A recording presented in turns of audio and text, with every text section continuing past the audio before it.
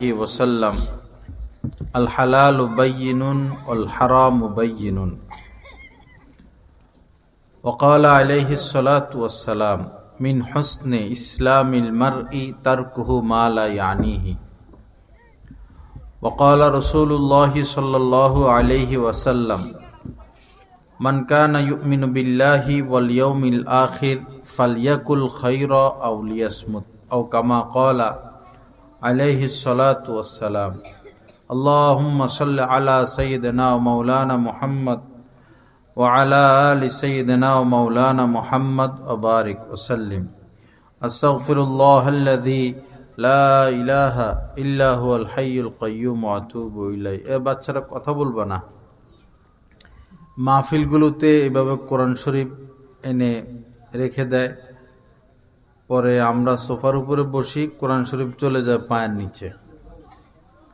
কোরআন শরীফ তো আর কেউ ধরে না, এমনিই থাকে। এটা রাখার কি প্রয়োজন? আর যার প্রয়োজন সে নিজে নিয়ে আসবে। এভাবে তো কোরআনের অবমাননা হয়। টিস্যু ব্যবহার করে ফেলে দেয় কোরআন শরীফের উপরে, কুয়াশা পড়ে, ময়লা পড়ে, পোক এসে পড়ে। পরে মাহফিলের শেষে রাত্রে 11টা-12টা কাহারও তো অজু থাকে না ওই সময়, এশার নামাজ পড়ছে সেই 7টায়, 7:30টায়। তো এই কোরআন শরীফ নিবে কে পড়ে?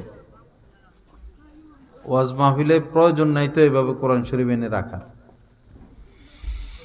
লা ইলাহা ইল্লাল্লাহ আস্তাগফিরুল্লাহ সাল্লাল্লাহু আলাইহি ওয়াসাল্লাম। আল্লাহ আমাদের সবাইকে মাফ করে দেন। বিসমিল্লাহ। এরা কি তোমরা কথা বলো কেন, এই ছোট ছোট বাবুরা? হ্যাঁ, লা ইলাহা ইল্লাল্লাহ।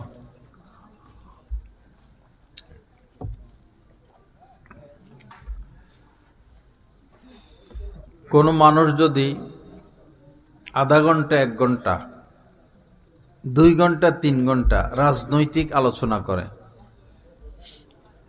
অথবা খেলাধুলা নিয়ে, অথবা আন্তর্জাতিক কোনো খোঁজ খবর ইস্যু নিয়ে 2 ঘন্টা আলোচনা করলো, আর আরেকজন এই 2 ঘন্টা আলোচনা করলো না, শুধু একবার বলল সুবহানাল্লাহ, বলুন কে সফল? যে সুবহানাল্লাহ বলল সে সফল। 2 ঘন্টা আলোচনা করলো, গল্প স্বল্প, রাজনীতি, নৌকা, ধান, এটা সেটা। আর আরেকজন কোনো আলোচনায় গেল না, শুধু একবার পড়লো সাল্লাল্লাহু আলাইহি ওয়াসাল্লাম। বলুন কে কামিয়াব, কে জান্নাতি মানুষ? আমরা অযথা কথা বেশি বলি, অপ্রয়োজনীয় কথা বেশি বলি, গল্প স্বল্প করি, রাজনৈতিক আলোচনা নিয়ে, রাজনীতি নিয়ে ব্যস্ত। এরা কথা বললে এদেরকে এখান থেকে বাগাই দিলে হয়। রাজনীতি নিয়ে ব্যস্ত, খেলাধুলা নিয়ে ব্যস্ত, পত্রিকা পড়া নিয়ে ব্যস্ত। ঘন্টাকে ঘন্টা মানুষ টেলিভিশনে খবর শুনে, খবর দেখে।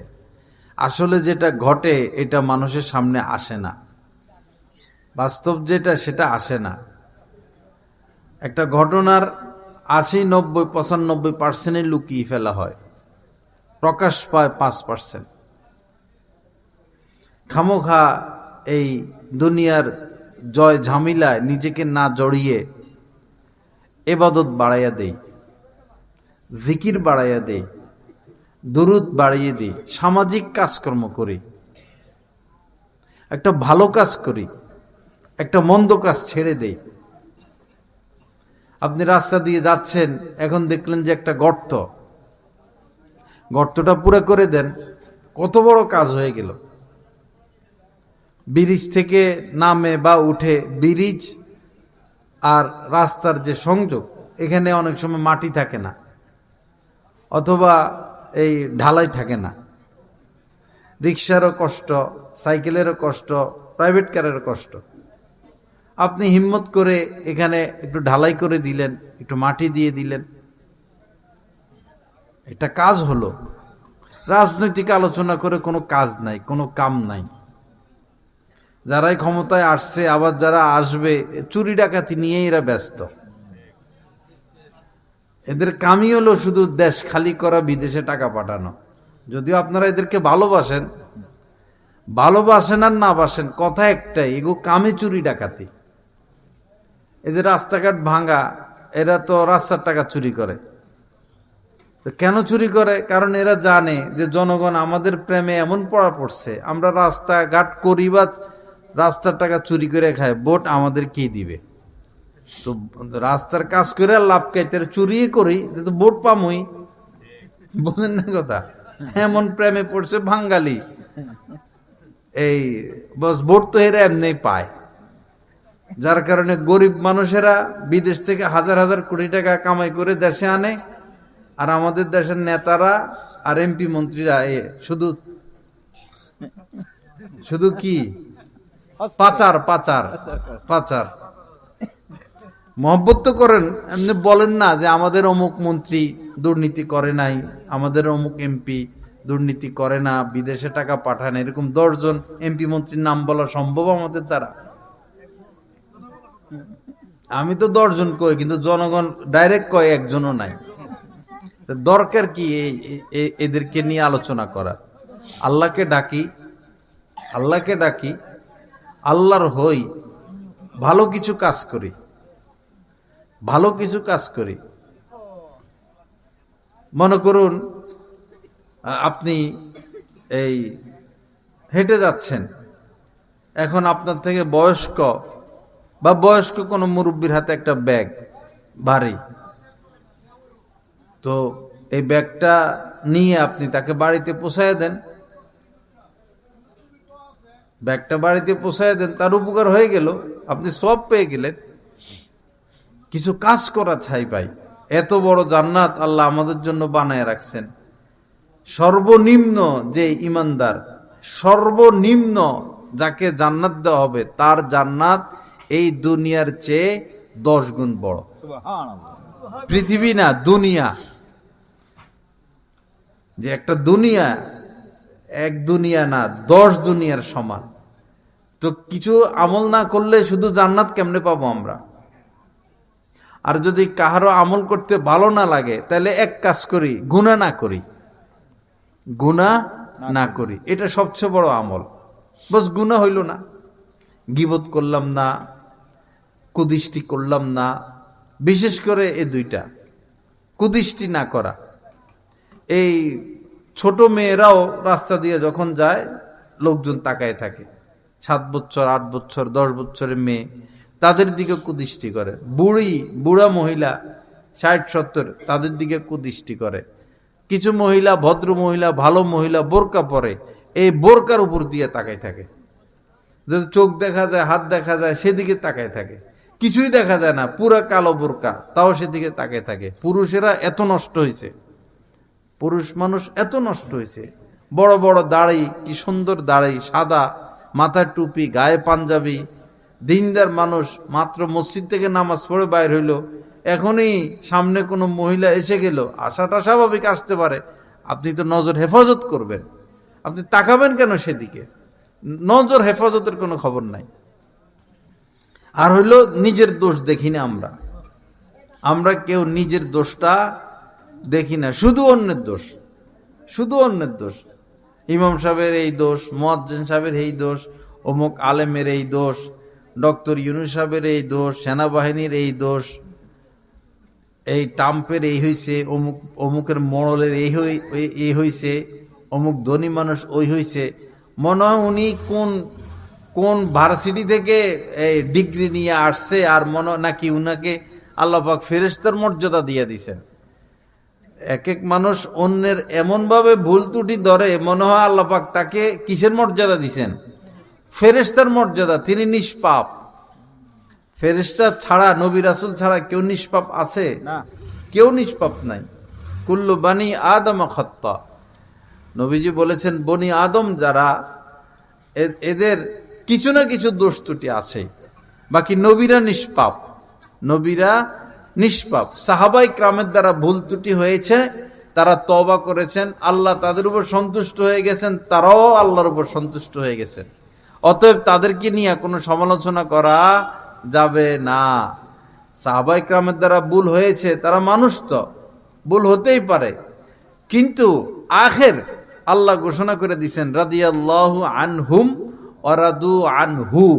আল্লাহ রাসূলের সাহাবাদের প্রতি সন্তুষ্ট হয়ে গিয়েছেন, সাহাবারাও আল্লাহ পাকের উপর সন্তুষ্ট হয়ে গিয়েছেন। অতএব আল্লাহ পাক বলেছেন আমিনু কামা আমানান নাস, আমার রাসূলের সাহাবারা যেভাবে ঈমান এনেছে আমাকে এমন ঈমান এনে দেখাও।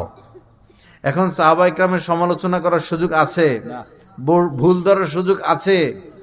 ভুল ধরারও সুযোগ নাই, সমালোচনার সুযোগ নাই, বরং তাদের অনুসরণ করতে হবে, বরং তাদের অনুসরণ করতে হবে। নবীজি বলেছেন আসহাবি কান নুজুম, আসহাবি কান নুজুম, আমার সাহাবাগণ নক্ষত্রের ন্যায়, বিআইয়িহিম ইক্তাদাইতুম ইহতাদাইতুম, আমার সাহাবাদের মধ্যে যাকে তোমার ভালো লাগে, যাকে তুমি ধরো, তুমি হেদায়েত পেয়ে যাবা। এরপরেও আমার যে ভাইরা সাহাবাদের ভুল ত্রুটি ধরেন, কত বড় ভুলের মধ্যে আপনারা আছেন, কি উপায় হবে কিয়ামতের ময়দানে আপনাদের, কেমনে মুখ দেখাবেন আপনারা? বরং কি শুধু সাহাবাদের ভুল ধরে, নবী রাসূলদের ভুল ধরে বসে রয়েছে। কিছু কিছু মানুষ আছে নবী রাসূলদের ভুল ধরে। কি বিপজ্জনক এই সমস্ত মানুষ, কি ভয়ঙ্কর এই সমস্ত মানুষ। আবার তাদের অনুসরণ করে লক্ষ লক্ষ মানুষ, তাদের অনুসরণ করে। আমি এখন যা বুঝলাম, ভালো মানুষের অনুসরণ মানুষ এখন আর করে না, সব খারাপ মানুষের অনুসরণই করে। দাজ্জাল আসলে তাকে তো কোটি কোটি মানুষ অনুসরণ করবে, মহিলারা ওই দিন আর ঘরে থাকবে না, মহিলারা সব চলে যাবে দাজ্জালের পেছনে। জাদুঘর তো সে। তো আরো যা দেখলাম, হক্কানি আলেম ওলামা যারা, তাদেরকে চিনেও না, তাদের বয়ানও শুনে না। ওই যে যেটা আসবে 1-2 লাখ টাকা কন্ট্যাক্ট করে ভিডিও ক্যামেরা আর ছবি নিয়ে হেরে অনুসরণ করবো লাখ লাখ মানুষ। এই কি বয়ান করে? আচ্ছা, গলাবাজি করে, সুর দেয়, টান দেয়, গজল গায়। এরা আলেমে দিন। একজন আলেম সে গজল গাইবে? একজন আলেম সে দালাল ধরবে, চুক্তি করবে, 1 লাখ 2 লাখ দিতে হবে? ছবি তোলা তো হারাম, একজন আলেম ছবি তুলবে কিভাবে? ছবি তুললে তিনি আর মুত্তাকি থাকলেন কিভাবে?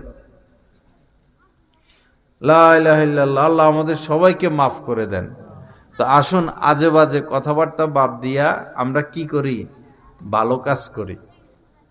আপনার বাবা আছেন, বয়স্ক মানুষ, তার খেদমত করি, হাত পা দাবায় দেই।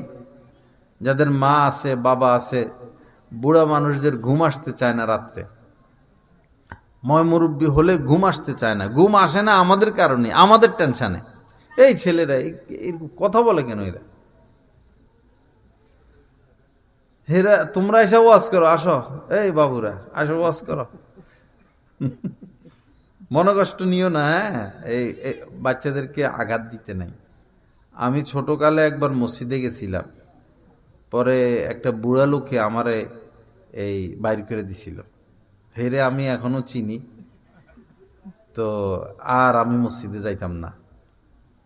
এই ছোট বাচ্চারা মসজিদে আসলে এদেরকে ধমকাবেন না, এদের সাথে রাগ করবেন না। এরা নিষ্পাপ না, এদের তো কোনো গুনাহ নাই, এ কথা বলবেই, এটা স্বাভাবিক, আমরা চুপ করাই দিব। কিন্তু এদেরকে ধমক দেওয়া, মাহফিল থেকে উঠাইয়া দেওয়া, মসজিদ থেকে বের করে দেওয়া, এটা ঠিক না। কিছু ময় মুরব্বী আছেন এরকম সমাজে, ছোট বাচ্চারা সামনের কাতারে বা দাঁড়াইলে এই পিছে যা, পিছে যা, এগুলো করবেন না কখনো। বাচ্চাদেরকে এখন সাথে রেখে নামাজ পড়বেন। নবীজির জামানায় ছিল সাহাবা ইকরাম সামনে দাঁড়াইতেন, পরে বাচ্চারা দাঁড়াইতো, পরে মহিলারা দাঁড়াইতো। এখন তো এই সেই জামানা নাই, এখন তো ফিতনার জামানা।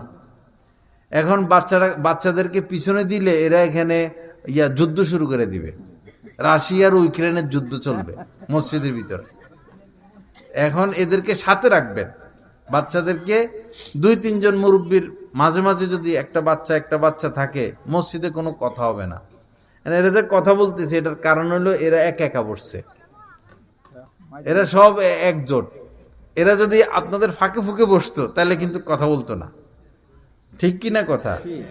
ঠিক মসজিদেও এদেরকে একা দিবেন না, ওয়াজ মাহফিলে বাচ্চাদেরকে একা দিবেন না, ফাঁকে ফুঁকে রাখলে আপনার সন্তান আপনার সাথে থাকলো, তাহলে এই মজলিসের মধ্যেও সৌন্দর্যতা রক্ষা থাকবে। আল্লাহ হেফাজত করেন, মাফ করেন, সহি বুঝ দান করেন। তো মা বাবা বুড়া বুড়ি হইলে এই বেচারাদের ঘুম আসে না। আপনি যুবক ছেলে আছেন, মায়ের মাথাটা একটু টিপে দেন, একটু তেল দিয়ে দেন, মায়ের পাটা একটু টিপে দিলেন, বাবার মাথা একটু তেল দিলেন, বাবার মাথাটা হাতাইয়া দিলেন, বাবার পাটা টিপে দিলেন, তারা যেন ঘুমিয়ে যায়। এটা হলো কাজ। দোকানে বসে বসে আড্ডা আর মোবাইল টিপলে কি কাজ হবে? আজকে যদি সন্তান, আপনি যদি আপনার বাবার খেদমত, মায়ের খেদমত করেন, আপনি যেদিন বৃদ্ধা হবেন সেদিন আপনার খাদেমের অভাব পড়বে না। আলহামদুলিল্লাহ, আমি বৈরবে আছি, বৈরবের আগে ঢাকা ছিলাম। তো আল্লাহ পাকের শুকর, কত খাদেম আমার ছাত্রদের মধ্যে, এলাকার মধ্যে। আমার যত খাদেম, এরা যে এখলাসের সাথে আমার খেদমত করে, আমি যদি নিম্ন তাদের যদি 20,000 টাকা যদি বেতন ধরি তাও কম, 20,000 করে আমার খাদেমদের বেতন ধরলেও 5 লাখ দিতে হবে। এত খাদেম আল্লাহর জন্য খেদমত করে। এটার কারণ হলো আমি খেদমত করছি, আমি আমার উস্তাদদের খেদমত করছি। পড়ালেখা চলাকালীন আমি পড়ালেখার চেয়ে খেদমতকে গুরুত্ব দিয়েছি বেশি। সকল উস্তাদদের কম বেশ আমি খেদমত করার চেষ্টা করছি। ছাত্ররা অসুখ হলে তাদের খেদমত করতাম, ওস্তাদদের খেদমত করতাম, ওস্তাদদের খানা তুলতাম, জামা কাপড় ধুয়ে দিতাম, অনেক খেদমত করছি। সে ওস্তাদদের দোয়ার বরকতে আজকে আমার খাদেমের অভাব নাই, আল্লাহ পাকের শুকর। তো এই মা আছেন, মার খেদমত করেন। দোকানে দোকানে আড্ডা, রাস্তায় রাস্তায় আড্ডা, এই লম্বা লম্বা সময় ঘন্টাকে ঘন্টা মোবাইল টিপা, এটা তো আমরা তো বেশি নষ্ট হয়ে গেছি, বেশি খারাপ হয়ে গেছি। বুড়া মা ঘরে আছেন, বুড়া বাবা ঘরে আছেন, তাদেরকে সময় দেন। মায়ের সাথে বসে থাকলেও সওয়াব, কারণ মা আপনার উপর এখন খুশি হচ্ছেন। মায়ের কাছে সন্তানটা থাকলে মার কাছে মজা লাগে, আনন্দ লাগে। বাবার পাশে সন্তানটা বসে থাকলে বাবার কাছে মজা লাগে। সন্তান তো মা বাবাকে সময় দেয় না, সন্তান শুধু ওই নেতাকে পিছে ঘুরবো আর মোবাইল টিপবো। নেতার পিছে ঘুরে আর কি করে? মোবাইল টিপে। নেতার পিছে ঘুরে কি আপনি ভালো মানুষ হইতে পারবেন? ঘুরবেন আলেম ওলামার পিছনে, মসজিদের ইমাম সাহেবের পিছনে ঘুরবেন, এলাকার যে আলেম আছে তার পিছনে ঘুরবেন, যারা নেককার মানুষ, ভালো মানুষ, তাদের পিছনে ঘুরবেন। নেতা খাতার পিছনে ঘুরেন কিসের জন্য? হ্যাঁ, নেতা যদি ভালো হয়, নেতা যদি ভালো হয় তো তার পিছনে ঘুরেন। নেতা যদি, এমপি সাহেব যদি ভালো হয়, তাকে ভোট দেন, তার নির্বাচন করেন, আপত্তি নেই। কিন্তু যদি ওই গম চোর, আটা চোর, রড চোর, রডের পরিবর্তে বাঁশ, এরকম চোর ডাকাইতের পিছনে ঘুরেন না ভাই। এদেরকে ভোট দিয়া জাহান্নামে যাইয়েন না, এদেরকে ভোট দিবেন জাহান্নামে যাবেন। আল্লাহ আমাদেরকে হেফাজত করেন। এই দেশের মানুষ আমাদের বঙ্গবন্ধু শেখ মুজিব, উনাকে মহব্বত করত, আমাদের শহীদ জিয়াউর রহমান, উনাকে মহব্বত করত। উনারা তো আল্লাহর নাম মুখে নিতেন, আলহামদুলিল্লাহ বলতেন, ইনশাল্লাহ বলতেন, মাশাল্লাহ বলতেন। ওনাদের ভিতরে দেশপ্রেম ছিল, অনেকটা দেশপ্রেম ছিল। হুসাইন মোহাম্মদ এরশাদ, তার মধ্যেও দেশপ্রেম ছিল। কিন্তু পরে পরে যারা আসছে, বলেন তো লুটপাট ছাড়া কি করছে তারা? লুটপাট ছাড়া করছেটাকে? এক একটার সন্তানেরা হাজার হাজার কোটি কোটি টাকার মালিক, হাজার হাজার। ট্রাম্পেরও এত টাকা পয়সা নাই আমাদের দেশের নেতাদের যত টাকা পয়সা। ট্রাম্প, বারাক ওবামা, এই রাশিয়ার পুতিন, এদের বিশ্বের নেতা যারা, এদের এত টাকা পয়সা নাই তো আমাদের দেশের নেতাদের যত টাকা পয়সা। সব লুটপাট লুটপাট লুটপাট। আল্লাহ হেফাজত করেন, সহি বুঝ দান করেন। খারাপ মানুষের মহব্বত থেকে ফিরে এসে ভালো মানুষকে মহব্বতের তৌফিক দান করেন। যাই হোক ভাইয়েরা, কিছু ভালো কাজ করি, কিছু ভালো কাজ করি। স্ত্রী, সে মহিলা মানুষ, রান্না বান্না করা লাগে, বাচ্চা কাচ্চা পালা লাগে, ঘর গোছান লাগে, ঘর ঝাড়ু দেওয়া লাগে, কত কাজ। আপনি স্বামী আছেন বা আপনি সন্তান, আপনি আপনার স্ত্রীকে একটু সহযোগিতা করেন না? স্ত্রীকে একটু সহযোগিতা করেন, অসুবিধা কি? ঘরটা ঝাড়ু দিয়ে দিলেন, ভাতের প্লেটটা ধুয়ে দিলেন, এরপরে তরকারিটা কেটে দিলেন, এটা তো ভালো কাজ। আল্লাহ রাসূল যখন ঘরে যাইতেন, আমরা কি রাসূলের থেকে বড় হয়ে গেছি? না রাসূলের সমকক্ষ, না রাসূলের পায়ের ধুলার সমপরিমাণ, কিছুই তো না। রাসূলের দয়া ছাড়া তো আমাদের কোনো উপায় নাই, রাসূলের সুপারিশ ছাড়া আমরা কেউ জান্নাতে যেতে পারবো না। তো নবীজি যখন ঘরে প্রবেশ করতেন, আম্মা জানকে যেই কাজে পাইতেন, নবীজি গিয়ে তাকে সেই কাজে সহযোগিতা করতেন। নবীজি নিজের জুতা নিজে সিলাইতেন, নবীজি বকরির দুধ দহন করতেন, নিজের কাজ নিজে করতেন, আম্মাজানদেরকে সময় দিতেন। কেউ মারা গেলে তার জানাজায় শরীক হইতেন, কেউ দাওয়াত দিলে তার দাওয়াতে শরীক হইতেন, কেউ অসুস্থ হলে তাকে দেখতে যাইতেন। আমরা দেখতে যাই, পাশের ঘরের মানুষ জ্বরে মরে 3 দিন ধরে শোয়া থেকে উঠতে পারে না।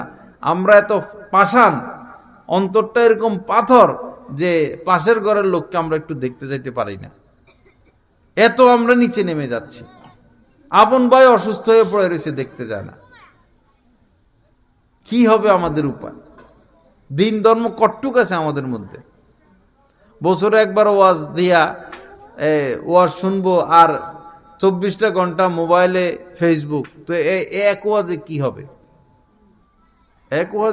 তাও ওয়াজে তো ভালো মানুষটা দাওয়াত দেয় না। ওয়াজে যদি আল্লাহ ওয়ালাদেরকে দাওয়াত দিত, মুত্তাকি লোকদেরকে দাওয়াত দিত, যারা ছবি তোলে না এরকম আলেমদেরকে দাওয়াত দিত, মানুষের আসর হইতো। ওয়াজে দাওয়াত দিব কে? ইউটিউব গরম করে, কে ফেসবুক গরম করে, কে আসলে লাখ লাখ লোক হবে, হেই মার্কে একটারে দাওয়াত দেয়। যিনি ছবি তোলেন তিনি হকের উপরে নাই, তিনি যত বড় আলেম হোক। যিনি ছবি তোলেন তিনি হকের উপরে নাই। ছবি তোলা হারাম, গুনাহ কবিরা, লানতের কাজ। আল্লাহ পাক সহি বুঝ দান করেন, আমাদেরকে মাফ করে দেন। তো কিছু ভালো কাজ করি ভাই, কিছু ভালো কাজ করি, কিছু সৎ কাজ করি, সামাজিক কাজ করি। একটা মেয়ে, গরিব মেয়ে, বিয়ে হয় না, একটু চেষ্টা তদবির করে তার বিয়ের ব্যবস্থা করে দেয়। বিধবা মহিলা আছে, বড় কষ্টে জীবন কাটে, এতিম বাচ্চা আছে। প্রত্যেকটা গ্রামে একজন হইলো বিধবা আছে, একজন হলো এতিম বাচ্চা আছে। মাঝে মধ্যে ওই বিধবার খবর নেই, তাকে কে দেখবে? একটা বিধবা মহিলা স্বামী থাকলে তার স্বামী তাকে দেখতো। একটা এতিম বাচ্চা, আপনার বাচ্চার কিছু খাইতে মন চাইলে আপনাকে বলে, আমার বাচ্চার কিছু খাইতে মন চাইলে আমাকে বলে। এখন যে বাচ্চার বাপ নাই সে কাকে বলবে? তার তো বাবা নাই, সে তো দুঃখী। তো এই এতিমের খবর কে নিবে? এতিমের এই যে এলাকা যে এতিম বাচ্চাগুলো আছে, তাদের পড়ালেখা, তাদের বরণ পোষণ, তাদের পোশাক। এখন শীতকাল চলতেছে, গরিবের এই শীতের পোশাক আছে কিনা, বৃদ্ধ মানুষের শীতের পোশাক আছে কিনা, মা বাবার শীতের পোশাক আছে কিনা, কোনো বিধবা মহিলা থাকলে তার শীতের পোশাক আছে কিনা, এই খবর তো আপনাকে নিতে হবে। আপনার কাম শুধু ব্যাংকে টাকা জমানো আর বিল্ডিং উঠানো, এই কাম তো হিসাব দেওয়া লাগবে না। লাইসাল মুমিন আল্লাযী ইয়াশবাউ ওয়া জারুহু জাইউন ইলা যামবি। নবীজি বলেছেন, ওই ব্যক্তি কামেল মুমিন না যে পেট ভরে খায় আর তার প্রতিবেশী না খেয়ে আছে। নিজে পেট ভরে খায়, প্রতিবেশী না খেয়ে আছে, সে কামেল মুমিন না। কিয়ামতের দিন আল্লাহ পাক বলবেন, আমি ক্ষুধার্ত হয়েছি, তুমি আমারে খাইতে দাও নাই। আমি পিপাসিত হয়েছি, তুমি আমাকে পানি পান করাও নাই। আমি অসুস্থ হয়েছি, তুমি আমাকে দেখতে যাও নাই। আল্লাহ পাক এটা বলবেন। পরে বান্দারা বলবে, আল্লাহ আপনি তো এগুলা থেকে পবিত্র, আপনি তো অসুস্থ হন না, আপনার তো পিপাসা লাগে না, আপনার তো খাবার লাগে না। তখন আল্লাহ পাক বলবেন, ওই যে তোমার প্রতিবেশী অসুস্থ হয়েছিল, তুমি যদি তার সেবা করতা তা আমার সেবা হয়ে যাইত। তোমার প্রতিবেশী ক্ষুধার্ত ছিল, পিপাসিত ছিল, যদি তুমি তাকে খাওয়াইতা আর তাকে পানি পান করাইতা তা আমাকে খাওয়ানো হয়ে যেত। শুধু নিজের চিন্তা করলে হবে না ভাই। নবীজি শুধু নিজের চিন্তা করেন নাই, উম্মতি উম্মতি উম্মতি, উম্মতের চিন্তা করছেন, উম্মতের ফিকির করছেন। 2 বেলা পেট ভরে কখনো খান নাই। নবীজি জীবনে 2 বেলা কখনো পেট ভরে খান নাই। এমনও হইতো যে মাস যাইতো, চুলায় আগুন জ্বলতো না। বাংলাদেশে এরকম গরিব আছে যে মাস যায় চুলে আগুন জ্বলে না, 1 মাস পর্যন্ত চুলে আগুন জ্বলে না, এরকম গরিব বাংলাদেশে আছে? নাই, এরকম গরিব নাই। কিন্তু মাস যাইতো নবীজির চুলায় আগুন জ্বলতো না। অনেক হাদিয়া আসতো, সব বিলাইয়া দিতেন, সব বিলাইয়া দিতেন, সব দান করে দিতেন। আর আমরা আছি শুধু জমানি নিয়া, শুধু জমাও জমাও জমাও। ভাইয়ের হক দেয় না, বোনের হক দেয় না, স্ত্রীর মোহর দেয় না, মায়ের জন্য খরচ করে না, বাবার জন্য খরচ করে না। কি করতেছি আমরা?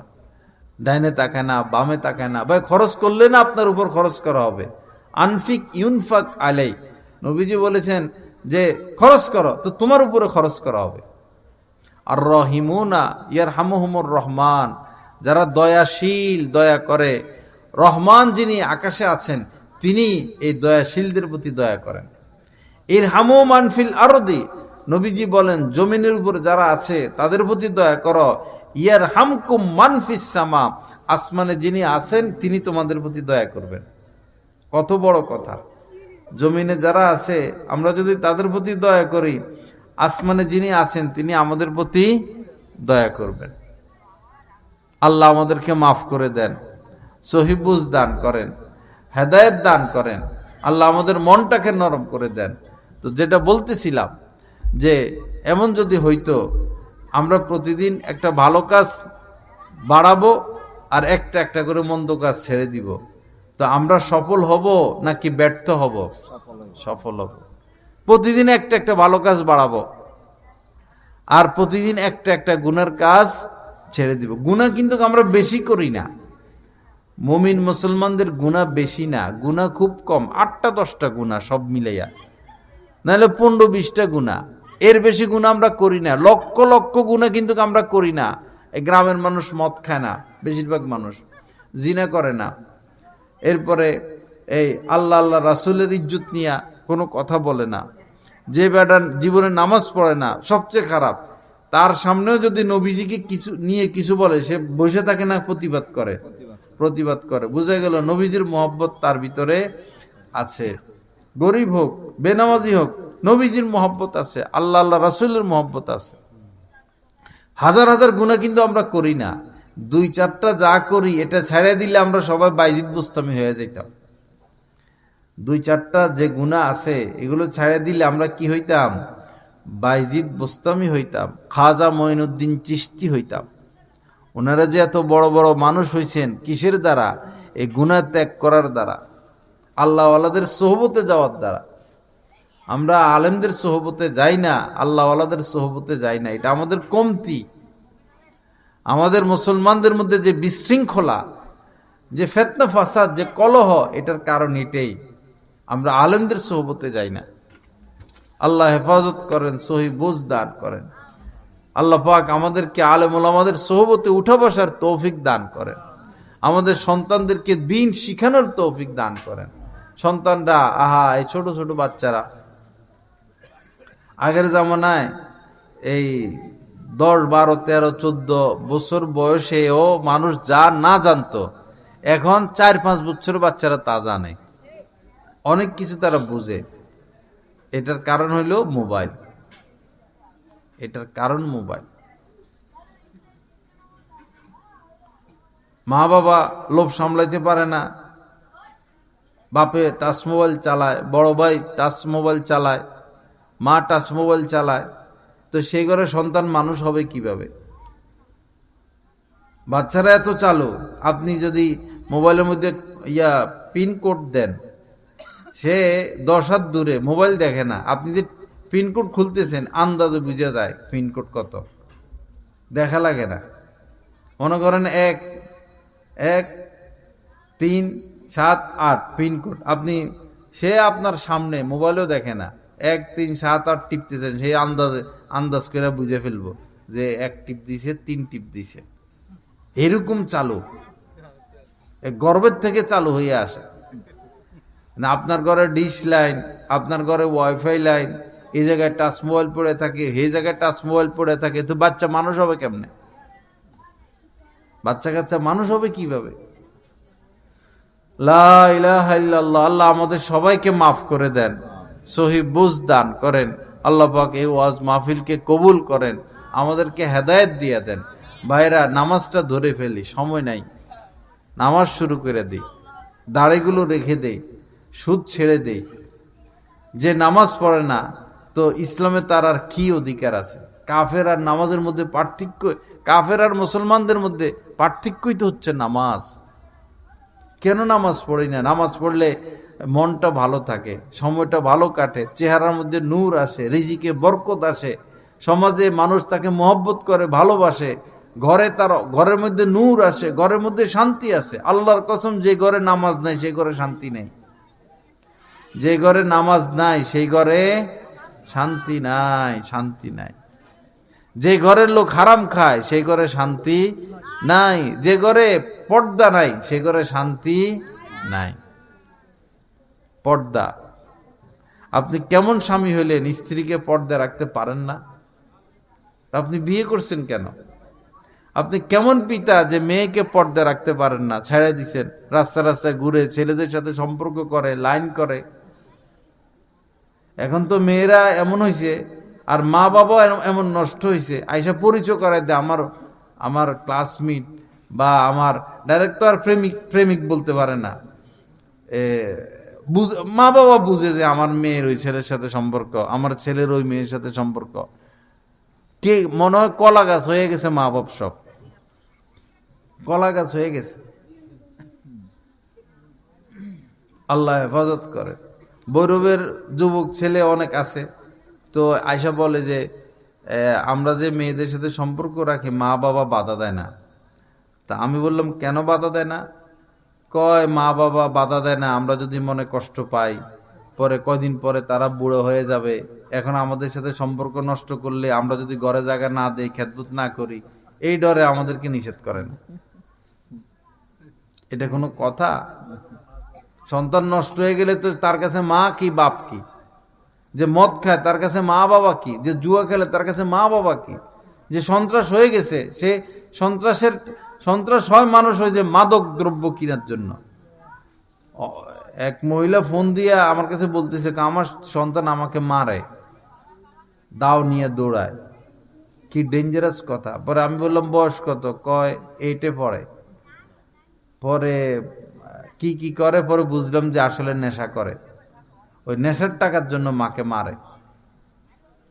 কি জামানা আসলো কর। আল্লাহ হেফাজত করেন, আল্লাহ পাক মাফ করে দেন। যাই হোক ভাইরা, বেশি রাত আর বয়ান করব না। এই সবার প্রতি অনুরোধ থাকবে, আমরা সৎ মানুষ হয়ে যাই, পাপের কাজ ছেড়ে দেই, বাচ্চা কাচ্চাকে কন্ট্রোলে নিয়ে আসি। বাচ্চা কাচ্চা যদি কন্ট্রোলের বাইরে চলে যায়, তো এই বাচ্চা আপনার বিপদের কারণ হবে, গলার কাটা হবে, ফাঁসির রশি হবে। না তারে দূরে ঠেলে দিতে পারবেন, না আপন করে নিতে পারবেন। বেশিরভাগ মা বাবার বর্তমানে অবস্থা, সন্তানকে দূরেও ঠেলে দিতে পারে না, কারণ সন্তান তো, আবার বুকেও জড়িয়ে নিতে পারে না, কারণ আচার আচরণ খারাপ, স্বভাব চরিত্র খারাপ। আল্লাহ আমাদেরকে মাফ করে দেন, সহি বুঝ দান করেন।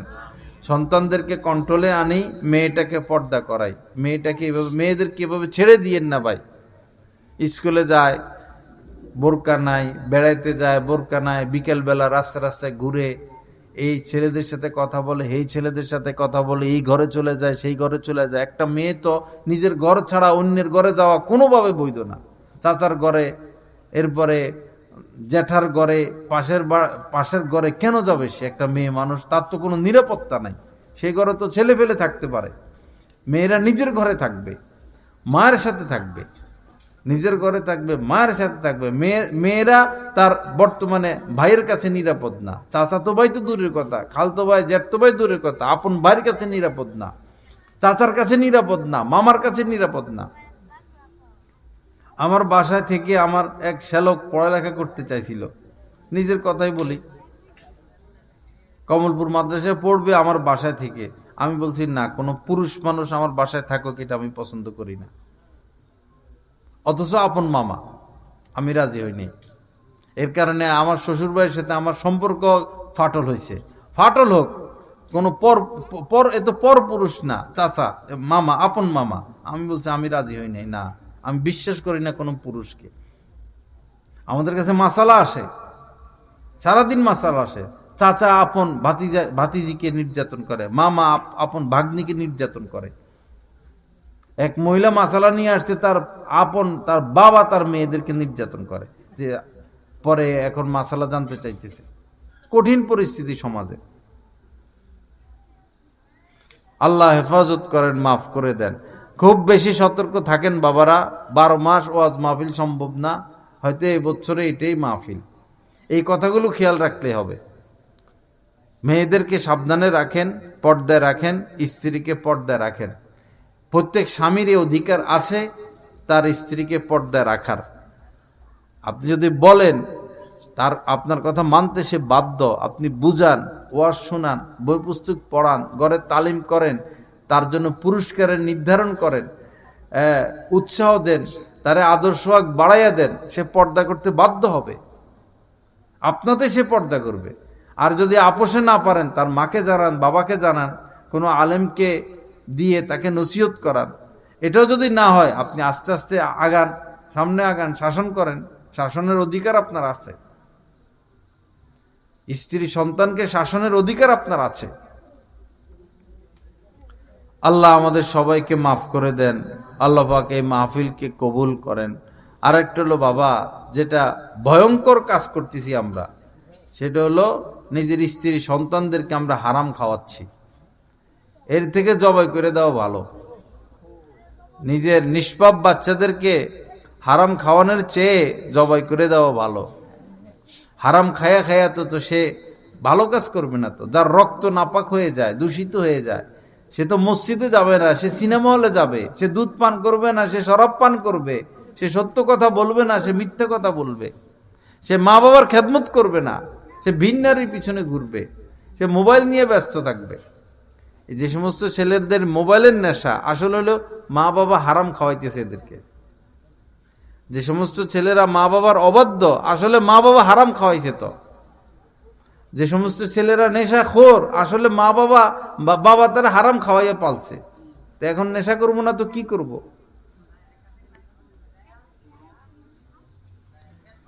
লা ইলাহা ইল্লাল্লাহ, লা ইলাহা ইল্লাল্লাহ, সাল্লাল্লাহু আলাইহি সাল্লাম, সাল্লাল্লাহু আলাইহি সাল্লাম। আস্তাগফিরুল্লাহ, আস্তাগফিরুল্লাহ। বিসমিল্লাহ।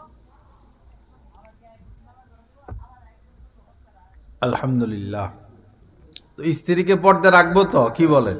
দেখি কে কে রাখবেন, দেখি হাত উঠান তো। মাশাআল্লাহ, এই তো কাম হয়ে গেছে, মাহফিল কামিয়াব। মাশাআল্লাহ, সবাই হাত নামান। মাহফিল কামিয়াব হয়ে গেছে।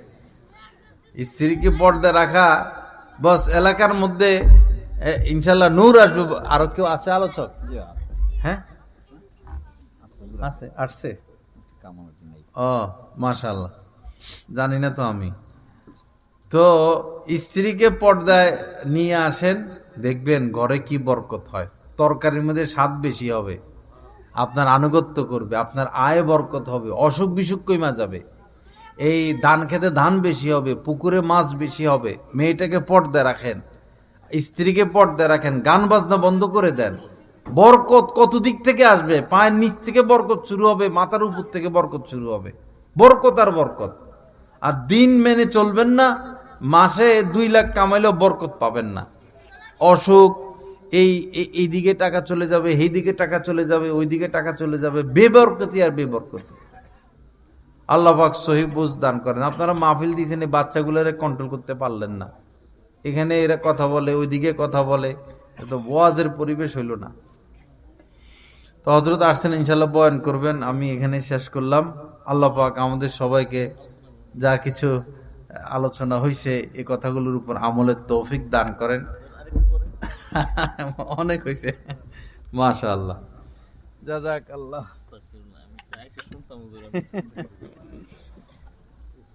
অনেক রাত হয়েছে তো, আবার আপনার আলোচনা শুরু শেষ, আবার ঘুমাইতে হবে।